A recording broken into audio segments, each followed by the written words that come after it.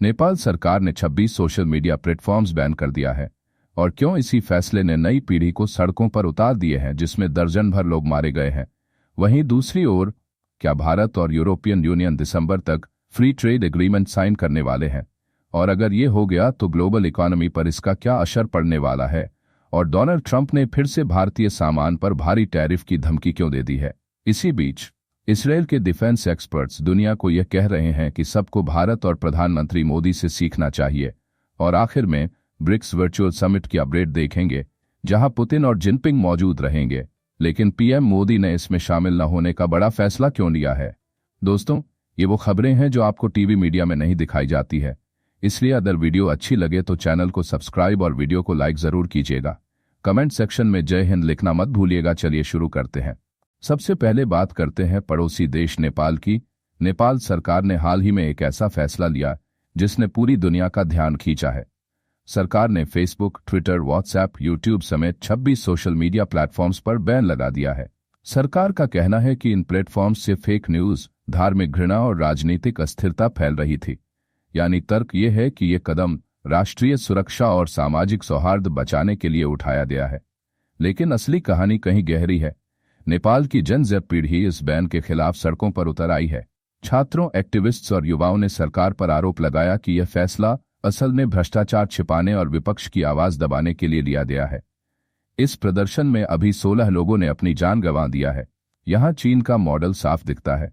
चीन ने great firewall बनाकर अपने यहाँ इंटरनेट पर पूरी तरह कंट्रोल कर लिया है, ताकि कोई सरकार के खिलाफ आवाज न उठा सके। अब नेपाल भी उसी राह पर चलता दिख रहा है। अगर यह जारी रहा तो नेपाल की नई पीढ़ी चीन के प्रोपेगेंडा के प्रभाव में आ सकती है। भारत के लिए यह खतरनाक है, क्योंकि नेपाल की युवा पीढ़ी अगर भारत विरोधी नैरेटिव में फंसती है तो आने वाले समय में इंडिया नेपाल रिलेशंस पर बड़ा असर पड़ेगा। यह सिर्फ एक डिजिटल बैन नहीं, बल्कि जियोपॉलिटिक्स का नया मोर्चा है। नेक्स्ट अपडेट है भारत और यूरोप की तरफ। भारत और यूरोपियन यूनियन एक महत्वाकांक्षी फ्री ट्रेड एग्रीमेंट को दिसंबर तक फाइनल करने की कोशिश कर रहे हैं। दोस्तों, यह इसलिए बहुत अहम है क्योंकि ग्लोबल इकोनॉमी इस समय ट्रेड वॉर से जूझ रही है। अमेरिका ने टैरिफ्स का हथियार निकाल लिया है, चीन अपने ब्लॉक को मजबूत कर रहा है, और ऐसे में भारत और यूएस अगर एक बड़ी ट्रेड डील साइन करते हैं तो यह गेम चेंजर साबित हो सकता है। याद रखिए, यूरोपियन यूनियन भारत का तीसरा सबसे बड़ा ट्रेड पार्टनर है। भारत को यहां से टेक्नोलॉजी, इन्वेस्टमेंट और एक्सपोर्ट मार्केट मिलता है। वहीं यूरोपियन यूनियन के लिए 1.4 अरब लोगों का भारतीय बाजार एक गोल्डन अपॉर्चुनिटी है। विशेषज्ञों का मानना है कि अगर यह डील हो जाती है तो भारत को टेक्सटाइल, फार्मा और आईटी सेक्टर में बहुत फायदा होगा। वहीं यूको क्लीन एनर्जी और डिफेंस में भारतीय सहयोग मिलेगा। यह डील भारत के लिए इसलिए भी अहम है क्योंकि यूएस के साथ ट्रेड रिलेशंस इस वक्त तनाव में है। यानी अगर एक दरवाजा बंद होता है तो भारत दूसरे दरवाजे खोलना जानता है। यही है इंडिया की smart trade diplomacy. Next update है अमेरिका से। डोनाल्ड ट्रंप ने हाल ही में भारत पर सीधा हमला बोला है। उन्होंने कहा कि इंडिया ने हमें रशिया यूक्रेन वार में धोखा दिया। ट्रंप का आरोप है कि भारत ने पहले उनका समर्थन करने का भरोसा दिया और बाद में रूस से सस्ता तेल खरीदकर अमेरिका की पीठ में छुरा घोंपा। इतना ही नहीं, ट्रंप ने भारतीय सामान पर और 50% टैरिफ लगाने की धमकी भी दी है। दोस्तों, यह वही ट्रंप हैं जिन्होंने 2019 में हाउडी मोदी और नमस्ते ट्रंप जैसे ऐतिहासिक कार्यक्रम किए थे। उस वक्त उन्होंने भारत को नेचुरल पार्टनर कहा था, लेकिन आज वही ट्रंप भारत को अनरिलायबल बता रहे हैं। भारत का जवाब साफ है, टैरिफ से अमेरिका को ही नुकसान होगा, क्योंकि भारत दुनिया की सबसे तेजी से बढ़ती हुई अर्थव्यवस्था है और इतना बड़ा बाजार किसी भी देश के लिए नजरअंदाज करना मुमकिन नहीं है। असल में ट्रंप की यह स्ट्रैटेजी दबाव बनाने की है। उन्होंने जापान के साथ $550 बिलियन का डील साइन किया और इंपोर्ट टैरिफ्स घटाकर 15% कर दिए। यानी अमेरिका अपने दोस्तों को इनाम देता है और जो उसकी शर्तों पर न चले उसे सजा। भारत इस खेल में झुकने वाला नहीं है। अब आते हैं अमेरिका के ट्रेजरी डिपार्टमेंट की ओर। अमेरिकी ट्रेजरी सेक्रेटरी ने एक चौंकाने वाला बयान दिया है। उन्होंने कहा कि ट्रंप सरकार शायद अपने ही लगाए गए टैरिफ्स का आधा हिस्सा वापस करने पर विचार कर रही है। यानी अमेरिका के अंदर ही यह मान लिया गया है कि ट्रंप की अमेरिका फर्स्ट टैरिफ पॉलिसी दरअसल अमेरिका के लिए सेल्फ इन्फ्लिक्टेड वुंड बन गई है। सीनेटर डिक डर्बिन ने भी साफ कहा कि इन टैरिफ्स की वजह से भारत रूस और चीन के और करीब चला गया है। जो अमेरिका चाहता था कि भारत पूरी तरह वेस्ट के साथ खड़ा हो, उसका उल्टा हो गया।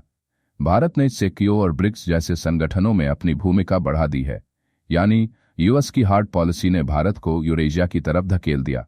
यही है असली जियोपॉलिटिकल आयरनी। अब नेक्स्ट अपडेट है, इजरायल के रक्षा विशेषज्ञों ने हाल ही में कहा है कि भारत और प्रधानमंत्री नरेंद्र मोदी से सीखना दुनिया के लिए जरूरी है। उनका कहना है कि मोदी सरकार ने दिखाया है कि राष्ट्रीय सम्मान केवल भावनात्मक नारा नहीं, बल्कि एक स्ट्रेटेजिक वेपन है जिसे फॉरेन पॉलिसी में इस्तेमाल किया जा सकता है। भारत ने पिछले दशक में जो कदम उठाए हैं वे इसका प्रमाण हैं। 2016 की सर्जिकल स्ट्राइक और 2019 की बालाकोट एयर स्ट्राइक ने यह संदेश साफ कर दिया कि भारत अब आतंकवाद को सहन नहीं करेगा, बल्कि सीधे दुश्मन की जमीन पर जाकर जवाब देगा। विशेषज्ञों का मानना है कि यही वह डिसाइसिव रिस्पॉन्स है जिसकी जरूरत लोकतांत्रिक देशों को है। अक्सर लोकतांत्रिक सिस्टम को सॉफ्ट या रिएक्टिव माना जाता है, लेकिन भारत ने इस धारणा को तोड़ दिया है। पीएम मोदी ने दिखा दिया कि लोकतंत्र भी मजबूत जवाब दे सकता है और अपनी सुरक्षा और सम्मान की रक्षा कर सकता है।